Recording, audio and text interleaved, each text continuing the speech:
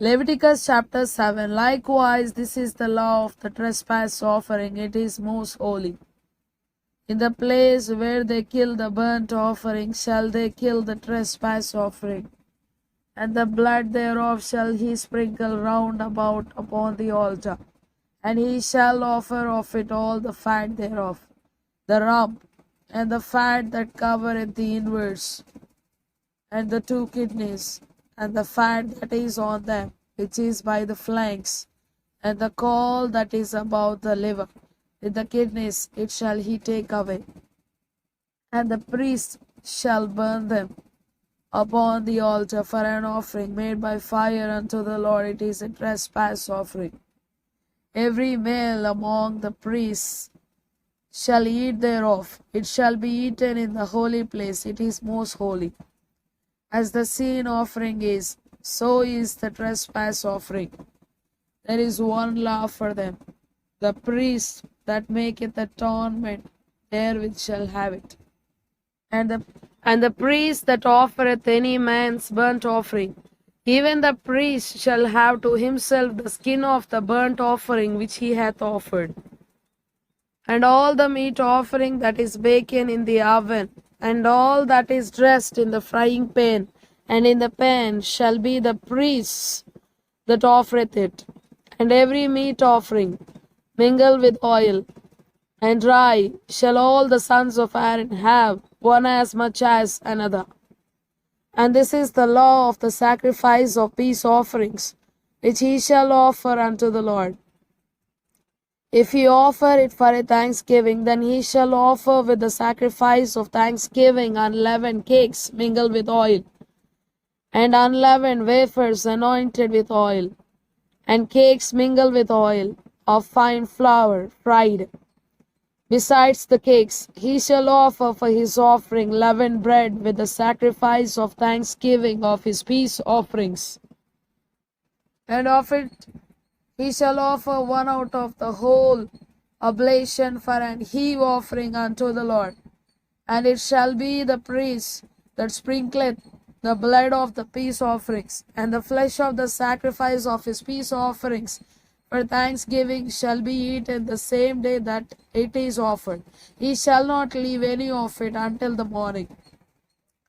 But if the sacrifice of his offering be a vow, or a voluntary offering, it shall be eaten the same day that he offereth his sacrifice, and on the morrow also the remainder of it shall be eaten. But the remainder of the flesh of the sacrifice on the third day shall be burnt with fire. And if any of the flesh of the sacrifice of his peace offerings be eaten at all on the third day, it shall not be accepted, neither shall it be imputed unto him that offereth it. It shall be an abomination, and the soul that eateth of it shall bear his iniquity. And the flesh that toucheth any unclean thing shall not be eaten. It shall be burned with fire. And as for the flesh, all that be clean shall eat thereof. The soul that eateth of the flesh of the sacrifice of peace offerings that pertain unto the Lord, having his uncleanness upon him, even that soul shall be cut off from his people.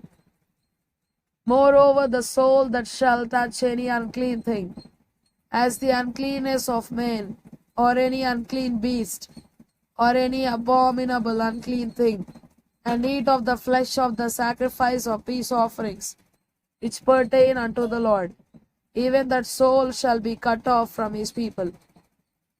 And the Lord spake unto Moses, saying, Speak unto the children of Israel, saying, Ye shall eat no manner of fat of ox, or of sheep, or of goat, and the fat of the beast that dieth of itself, and the fat of that which is torn with beasts, may be used in any other use, but ye shall in no wise eat of it.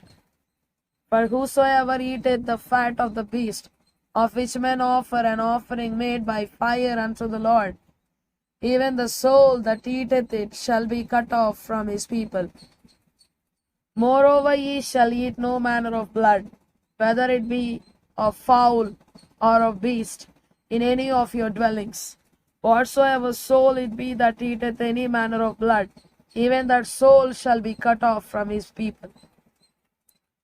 And the Lord spake unto Moses, saying, Speak unto the children of Israel, saying, He that offereth the sacrifice of his peace offerings unto the Lord shall bring his oblation unto the Lord of the sacrifice of his peace offerings. His own hands shall bring the offerings of the Lord made by fire. The fat with the breast, it shall he bring, that the breast may be waved for a wave offering before the Lord. And the priest shall burn the fat upon the altar, but the breast shall be Aaron's and his sons.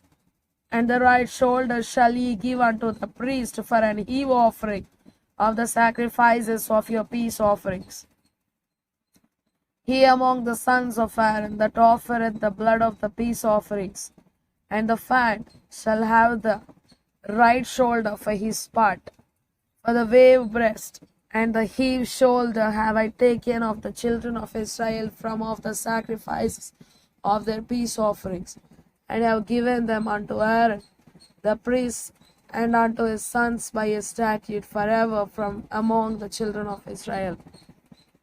This is the portion of the anointing of Aaron, and of the anointing of his sons out of the offerings of the Lord made by fire, in the day when he presented them to minister unto the Lord in the priest's office, which the Lord commanded to be given them of the children of Israel, in the day that he anointed them, by a statute forever throughout their generations.